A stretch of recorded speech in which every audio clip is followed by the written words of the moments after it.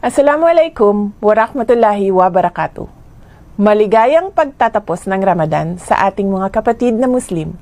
Kasama ko kayong nagdiriwang sa Idil Fitir at sa mapayapang pagdaos ng isang buwang pag-aayuno at pagdadasal. Ang inyong dedikasyon at pananampalataya ay inspirasyon sa ating lahat. Ang pagtatapos ng Ramadan ay paalala sa atin na maging mapagkumbaba, mapagpatawad at palalimin pa ang ating pananampalataya. Naway patuloy nating isabuhay ang mga aral ng Quran at ng Propetang Muhammad at itaguyod ang kabutihan sa ating kapwa.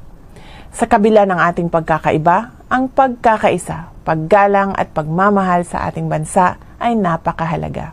Muli, binabati ko kayo ng isang matagumpay na pagtatapos ng Ramadan. Happy Idil Fitir!